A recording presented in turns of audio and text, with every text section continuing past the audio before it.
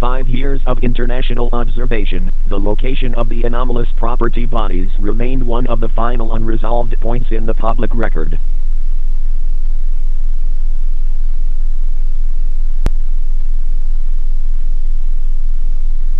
By late 1989, the Planetary and Extraterrestrial Observation and Research Act authorized the consolidation of all available observations into a single record. Not all observations of the act were recorded in the same manner, or from the same source, and each report had to be evaluated separately. The first two APB, designated APB 1 and APB 2, remain stable across all verified reports. Their positions were predictable, movement was measurable, and paths were consistent with long-term observation. APB 3 was not recorded in the same position by every observatory. The United States reported one coordinate. Belgium reported another. France reported another. The Soviet Union reported a fourth. Each record was submitted in accordance with procedure. None could be dismissed as error. In review, the reports did not indicate error in the normal sense. They did not reflect a faulty instrument or an incomplete observation. They reflected a discrepancy in location that could not be resolved through a single source. Initial attempts to resolve the discrepancy focused on calibration, atmospheric conditions, and recording interference.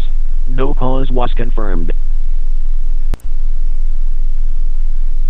The earliest known reference to APB 3 appears in a maritime log dated 1820, recovered from the North Atlantic Archive. The entry describes an unfamiliar star observed in a position not recorded in any available chart. Similar references were later identified in a private observatory record from 1913, and in a military surveillance log from 1948. In 1985, all three accounts were reviewed against modern instrumentation. The results were consistent. The consistency of those records required further review. This created a practical problem for ongoing observation. To determine the location of APB 3, researchers required confirmation from more than one station. Single-source observation was not considered sufficient. A single observer might record one coordinate. A second observer might record another.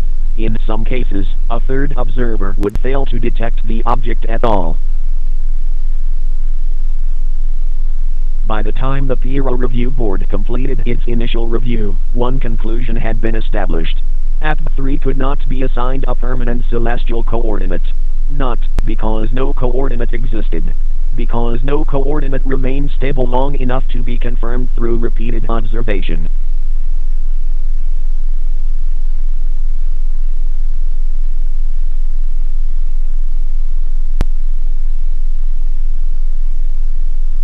For APB 3, observation continues under review. Any new reports must be submitted through the appropriate authority.